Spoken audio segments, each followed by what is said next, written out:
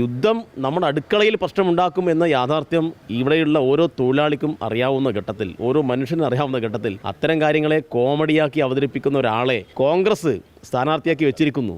ഗതികെട്ട കോൺഗ്രസിനെ, ഈ തമ്മിലടിക്കുന്ന കോൺഗ്രസിനെ, 5 മുഖ്യമന്ത്രിമാർ മുഖ്യമന്ത്രി സ്ഥാനാർത്ഥി കുപ്പായമിട്ട് മത്സരിക്കുന്ന ഈ കോൺഗ്രസ് നേതൃത്വത്തെ ജനങ്ങൾ എങ്ങനെ വിശ്വസിക്കും? ഇപ്പോൾ BJPയുടെ സീലടിച്ചിട്ട് ഇലക്ഷൻ കമ്മീഷൻ പ്രവർത്തിക്കുന്ന ഭരണഘടനാ ലംഘനം നടക്കുന്ന നാട്ടിൽ കേരളം പോലെയുള്ള ഒരു തുരുത്തിൽ ഇടതുപക്ഷം ഒരു ഗവൺമെൻറ് രൂപീകരിക്കുക എന്ന് പറഞ്ഞാൽ അത് തന്നെ സമരമല്ലേ? കേരളത്തിലെ കരുത്തുറ്റ യുവജന നേതാക്കളിൽ പലരും ഇത്തവണ മത്സരരംഗത്തുണ്ട്. അതിൽ തന്നെ ഇടതുപക്ഷത്തിൻ്റെ ഏറ്റവും അടിയുറച്ച കോട്ട എന്നറിയപ്പെടുന്ന മട്ടന്നൂരിൽ ഇത്തവണ LDF സ്ഥാനാർത്ഥി മത്സരിക്കുന്നത് ഡിവൈഎഫ്ഐയുടെ സംസ്ഥാന സെക്രട്ടറി VK സനോജാണ്. അദ്ദേഹം തെരഞ്ഞെടുപ്പ് പ്രതീക്ഷകൾ പങ്കുവെച്ച് ഇപ്പോൾ കേരള വിഷൻ ന്യൂസിനൊപ്പമുണ്ട്. എങ്ങനെയാണ് പ്രതീക്ഷ എന്നുള്ളത് ചോദിക്കുന്നില്ല, പ്രത്യേകിച്ച് മട്ടന്നൂർ പോലൊരു മണ്ഡലം ഇടതുപക്ഷത്തിൻ്റെ അടിയുറച്ച ഒരു കോട്ടയാണ്. മാത്രമല്ല കേരളത്തിലെമ്പാടും ഇടതുപക്ഷത്തിന് വലിയ പ്രതീക്ഷയാണ്. കാരണം ഇടതുപക്ഷം വരണം എന്നാഗ്രഹിക്കുന്ന, വലതുപക്ഷത്തിൻ്റെ ഭാഗമായി നിൽക്കുന്ന ധാരാളം ആളുകളെയാണ് ഞങ്ങൾ ഈ ഇലക്ഷൻ പ്രചരണത്തിൽ കാണുന്നത്. എന്തുകൊണ്ടെന്നാൽ അവരുടെ എല്ലാം ജീവിതത്തെ തൊട്ട നിരവധി പ്രവർത്തനങ്ങൾ ഈ ഗവൺമെൻറ് നടത്തിയിട്ടുണ്ട്. അതുകൊണ്ട് ഇടതുപക്ഷത്തിന് ഒരു വലിയ വിജയം കേരളത്തിലെമ്പാടും ഉണ്ടാവും. മട്ടന്നൂരിൽ പിന്നെ പ്രത്യേകിച്ച് പറയേണ്ടതില്ല. മട്ടന്നൂർ കേരളത്തിൽ ഏറ്റവും വലിയ ഭൂരിപക്ഷം നേടുന്ന ഒരു മണ്ഡലമായി മട്ടന്നൂർ മാറും എന്ന് തന്നെയാണ് പ്രതീക്ഷിക്കുന്നത്. എനിക്ക് തോന്നുന്നു മട്ടന്നൂരിൽ വരുമ്പോൾ കഴിഞ്ഞ തവണ KK ശൈലജ ടീച്ചർ നേടിയിട്ടുള്ളൊരു ഭൂരിപക്ഷം അതുമായിട്ടാണോ ഫൈറ്റ്? എങ്ങനെയാണ്? പ്രത്യേകിച്ച് UDF ഇത്തവണ മട്ടന്നൂരിൽ പ്രതീക്ഷ പങ്കുവയ്ക്കുന്നു എന്നുള്ളതൊക്കെയാണ്.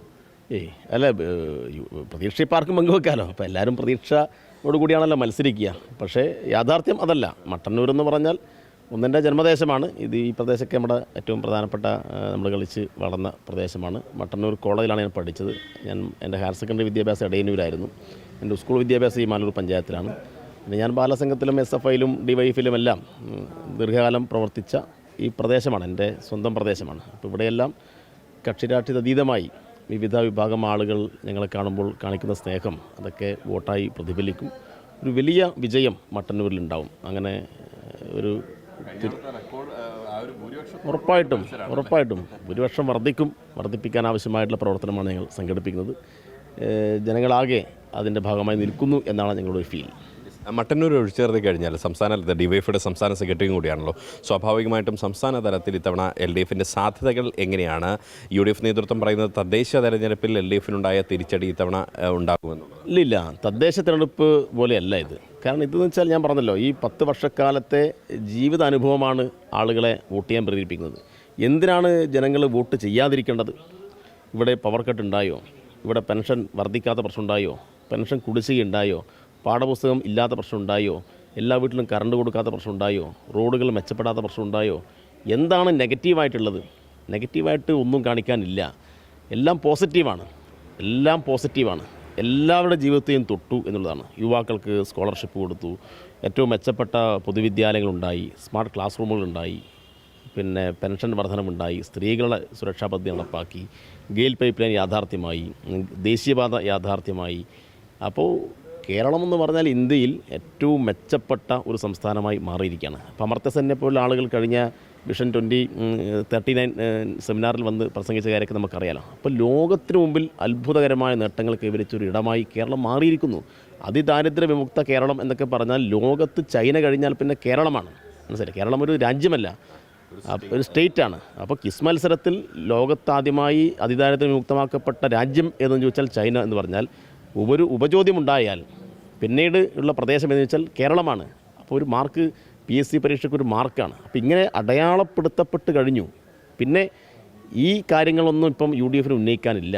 അവർ മറ്റു ചില വിവാദങ്ങളാണ്, കാരണം നുണകളാണ്. ഇപ്പോൾ VD സതീശൻ പറഞ്ഞത് ഞാൻ UDFനെ ശക്തമായി നിലയിൽ നയിച്ച് അധികാരത്തിൽ കൊണ്ടുവന്നിട്ടില്ലെങ്കിൽ വനവാസത്തിന് പോവും എന്ന് പറഞ്ഞ വീഡിയോ ബൈറ്റ് അവിടെ നിൽക്കുകയാണ്. ആ വീഡിയോ ബൈറ്റ് ഇങ്ങനെ നിൽക്കുന്ന സമയത്ത് അയാൾ വീണ്ടും തിരുത്തി പറയുകയാണ് ഞാൻ അങ്ങനെ പറഞ്ഞിട്ടേ ഇല്ല എന്നാണ് പറയുന്നത്. അപ്പം UDF പേടിയിലുള്ളത് പേടിയെന്ന് മാത്രമല്ല വലിയ ആശങ്കയും അവർക്കിടയിൽ രൂപപ്പെടുകയാണ്. ഒന്ന് പാലക്കാട് അവർക്ക് കരുത്തനായ ഒരു സ്ഥാനാർത്ഥിയെ കിട്ടിയിട്ടില്ല. നിങ്ങൾ ആലോചിക്കേണ്ടത് ചില ഡീലുകൾ ഇതിൻ്റെ ഭാഗമായി നടക്കുന്നുണ്ടോ എന്നാണ്. പാലക്കാട് പലസ്തീൻ വിഷയത്തെക്കുറിച്ച് ഇപ്പം നടക്കുന്ന യുദ്ധത്തെക്കുറിച്ച്, ഇസ്രായേലിൻ്റെ നിലപാടിനെക്കുറിച്ച്, സാമ്രാജ്യത്വ നിലപാടിനെക്കുറിച്ച്, അതിനെക്കുറിച്ചൊക്കെ കേരളത്തിലെ ഗ്രാമങ്ങളിൽ പോലും സാധാരണ ജനങ്ങൾക്ക് അറിയാം എന്താണെന്ന്. ഇപ്പോൾ ഇവിടെ ഹോട്ടലുകൾ പൂട്ടിയിട്ട് ആ ഹോട്ടലിലൊക്കെ പുറത്ത് എഴുതി വെച്ചിരിക്കുന്നു ഈ യുദ്ധം കാരണം ഗ്യാസ് കിട്ടുന്നില്ല, അപ്പോൾ യുദ്ധം നമ്മുടെ അടുക്കളയിൽ പ്രശ്നമുണ്ടാക്കും എന്ന യാഥാർത്ഥ്യം ഇവിടെയുള്ള ഓരോ തൊഴിലാളിക്കും അറിയാവുന്ന ഘട്ടത്തിൽ, ഓരോ മനുഷ്യനും അറിയാവുന്ന ഘട്ടത്തിൽ അത്തരം കാര്യങ്ങളെ കോമഡിയാക്കി അവതരിപ്പിക്കുന്ന ഒരാളെ കോൺഗ്രസ് സ്ഥാനാർത്ഥിയാക്കി വെച്ചിരിക്കുന്നു. അതൊക്കെ അപകടമല്ലേ? അപ്പോൾ അതാണ് യഥാർത്ഥ ഡീല്. അപ്പോൾ കോൺഗ്രസ്സിന് യാതൊരു ഉത്തരവാദിത്വം ഇക്കാര്യത്തിലില്ല. കോൺഗ്രസ്സിന് എങ്ങനെയെങ്കിലും 4 സീറ്റ് വാങ്ങി അധികാരം പങ്കിട്ടെടുത്താൽ മതി എന്ന നിലപാടാണ്. കോൺഗ്രസിൻ്റെ സ്ഥാനാർത്ഥി പ്രഖ്യാപനം എന്തൊരു ബഹളമായിരുന്നു. ഇവരെയാണോ ഏൽപ്പിക്കുക? കോൺഗ്രസ് ആദ്യം പറഞ്ഞ് 24 മണിക്കൂറിൽ പ്രഖ്യാപിക്കുമെന്നാണ് പറഞ്ഞത്. 24, 48, 100 മണിക്കൂറും കഴിഞ്ഞിട്ട് ദിവസം 5 കഴിഞ്ഞിട്ടും പ്രഖ്യാപിക്കാൻ കഴിഞ്ഞിട്ടില്ല. കോൺഗ്രസിൻ്റെ ഗതികേടാണത്. മനസ്സിലായില്ലേ? അപ്പോൾ ഈ ഗതികെട്ട കോൺഗ്രസിനെ, ഈ തമ്മിലടിക്കുന്ന കോൺഗ്രസിനെ 5 മുഖ്യമന്ത്രിമാർ മുഖ്യമന്ത്രി സ്ഥാനാർത്ഥി കുപ്പായമിട്ട് മത്സരിക്കുന്ന ഈ കോൺഗ്രസ് നേതൃത്വത്തെ ജനങ്ങളെങ്ങനെ വിശ്വസിക്കും? അപ്പോൾ അവർക്കൊരു നേതൃത്വമില്ല, അവർക്ക് രാഷ്ട്രീയമില്ല, നിലപാടില്ല, ഒന്നുമില്ല. ഈ സംഘത്തെ കേരളത്തിൽ അധികാരത്തിൽ കൊണ്ടുവന്നാൽ വലിയ അപകടം സംഭവിക്കുമെന്ന് സാധാരണക്കാർക്കറിയാം. അതിൻ്റെ ജനവിധിയായിരിക്കും ഇവിടെ ഉണ്ടാവുക. ഏറ്റവും അവസാനമായി, വികസനം മാത്രമാണ് ചർച്ചയായതെങ്കിൽ മൂന്നാമതൊരു പിണറായി ഗവൺമെൻറ് വരുന്നതാണ്. വികസനം ഒരു ഭാഗത്തുണ്ട്, രാഷ്ട്രീയം ഒരു ഭാഗത്തുണ്ട്, രണ്ടുമുണ്ട്. ഇന്ന് ഭരണമെന്ന് പറഞ്ഞ ഒരു സമരം കൂടിയാണ്. ഇന്ന് ദേശീയ തലത്തിൽ മൂന്നാമതൊരു മോഡി ഗവൺമെൻറ്, അത് ഭരണഘടന ലംഘിക്കും. നിങ്ങൾ മനസ്സിലാക്കേണ്ടത്, തെരഞ്ഞെടുപ്പ് കമ്മീഷൻ എന്ന് പറഞ്ഞാൽ ഒരു ഭരണഘടനാ സ്ഥാപനമാണ്. തെരഞ്ഞെടുപ്പ് കമ്മീഷൻ്റെ ഔദ്യോഗികമായിട്ടുള്ള ആ പേപ്പറിൽ BJP ഓഫീസിലെ സീലാണ്. അപ്പോൾ BJPയുടെ സീലടിച്ചിട്ട് ഇലക്ഷൻ കമ്മീഷൻ പ്രവർത്തിക്കുന്ന, ഭരണഘടനാ ലംഘനം നടക്കുന്ന നാട്ടിൽ, കേരളം പോലെയുള്ള ഒരു തുരുത്തിൽ ഇടതുപക്ഷം ഒരു ഗവൺമെൻറ് രൂപീകരിക്കുക എന്ന് പറഞ്ഞാൽ അത് തന്നെ സമരമല്ലേ? അപ്പോൾ ഭരണം തന്നെ സമരമാണ്. അപ്പോൾ മൂന്നാമതൊരു ഗവൺമെൻറ് വരിക എന്ന് പറഞ്ഞാൽ ശക്തമായ സമരമാണ് എന്ന് നമ്മൾ മനസ്സിലാക്കണം. അപ്പോൾ എന്തായാലും ആശംസകൾ നേരെയാണ്. വൈകുന്നേരം കഴിയുമ്പോൾ നല്ലൊരു സാമാജികനായി വരട്ടെ. Thank you.